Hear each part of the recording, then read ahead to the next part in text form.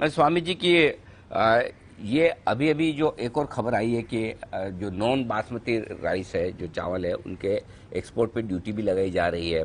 टुकड़े जो चावल है दूसरे वाले बासमती के अलावा उनको बैन भी किया जा रहा है। क्या आपकी कंपनी का पर कोई असर पड़ता है? फायदा नुकसान कुछ होता है इससे?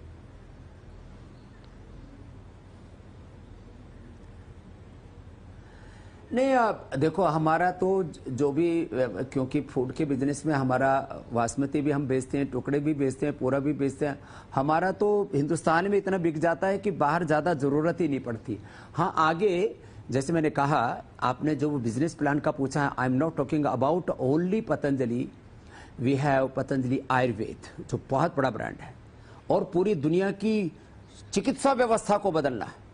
मैं कहता हूं जिसको लोग बीमारी कहते हैं वो बीमारियां नहीं हो तो बीमारियों के संकेत हैं, और जिनको बीमारी मान के कहते हैं कि तो लाइफस्टाइल डिजीज, ये तो बाद में क्रोनिक डिजीज, इनक्योरेबल डिजीज, फिर ये तो जेनेरिक डिजीज और कम्युनिकेबल नॉन कम्युनिकेबल डिजीज का एक ऐसा नकली संसार घड़ दिया। मैं कहता हूं इन सबको ठीक कर सकते हो। पूरी दुनिया को चिकित्सा में दिशा देने का काम पतंजलि वेलनेस से कर रहे हैं। ये इतना बड़ा है, मैं किसी दिन पतंजलि वेलनेस का आपके सामने उसका भी आईपीओ आएगा।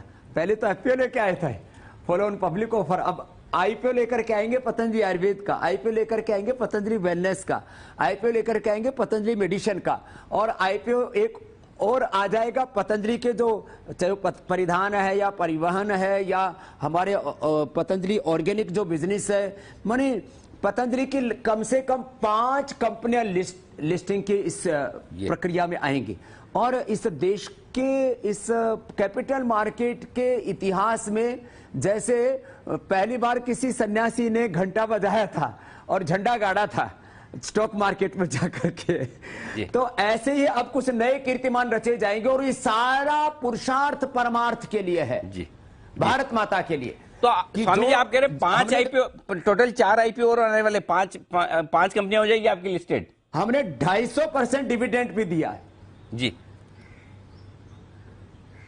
हाँ, 5 लिस्टेड कंपनियां होंगी। प्रयास होगा हमारे आने वाले 5 सालों में। और मैं आपको ये बता रहा था कि हमने खाली जो है इसको डेट फ्री नहीं किया।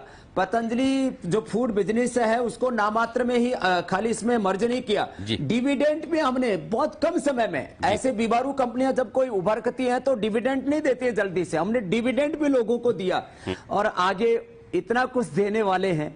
कोई प्रलोभन नहीं दे रहा हूं, लेकिन एक नियत है, कुछ अच्छा करने की जज्बा है, और काम के अलावा और कोई काम ही नहीं है। बस एक ही संकल्प है, सुबह से शाम तक स्वकर्मणा तम अभ्यर्चस्येन क्रतुना संवदेत है। मेरा कर्म मेरी पूजा बन जाए। ये भारत माता मेरा मंदिर है, और इस मंदिर की शोभा बढ़ाने के लिए, इस देश को समृद्धि और संस्कारों के उच्च शिखर पर ले जाने के लिए मैं क्या कर सकता हूं, इसमें लगा हुआ अनिल भाई। तो स्वामी जी ये 5 कंपनियां आपकी कब तक लिस्ट हो जाएगी? ये 5 साल का एजेंडा या जल्दी?